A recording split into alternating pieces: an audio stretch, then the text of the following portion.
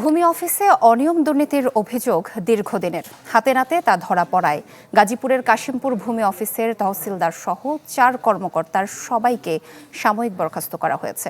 সতর্কবার্তা দেওয়া হয়েছে শফিপুর ইউনিয়ন ভূমি অফিসের কর্মকর্তাদের। নগদ নিয়ে এলো হার না মানা হার অফার।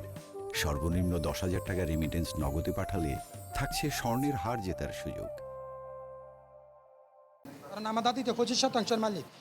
গাজীপুর মহানগরের বারেন্ডা এলাকার রমজান আলী বারেন্ডা মৌজায় RS 814 দাগে নামজারির আবেদন করে ঘুরছেন দীর্ঘ 5 বছর ধরে।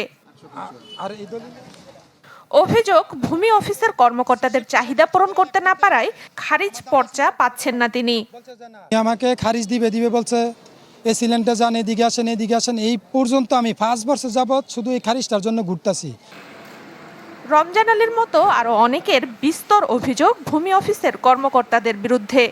জানান, ঘুষ না দিলে হয় না কাজ, ঘুরতে হয় বছরের পর বছর। যখন কিনা হয়রানি করে, একদিন ছেড়ে 5 দিন হয়রানি করার পরে তখন আমরা পরিস্থিতির শিকারে যে কোনো লোকের মাধ্যমে হোক টাকা পয়সা দিয়ে তখন নিতে হয় আর কি। এমন অবস্থায় সোমবার কাশিমপুর ভূমি অফিস পরিদর্শনে যান গাজীপুরের জেলা প্রশাসক।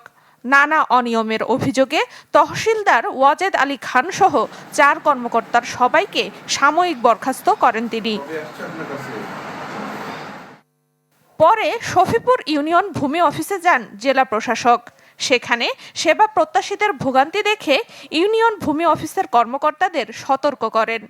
ওখানে প্রচুর পরিমাণ অনিয়ম আছে, যেগুলো আমাদের প্রাথমিক ইন্সপেকশনে আমাদের নজরে এসেছে। আমাদের নজরে আসার কারণে আমরা বলেছি ওখানে যে কয়জন কর্মচারী আছেন সকলকে সাময়িক বরখাস্ত করার জন্য।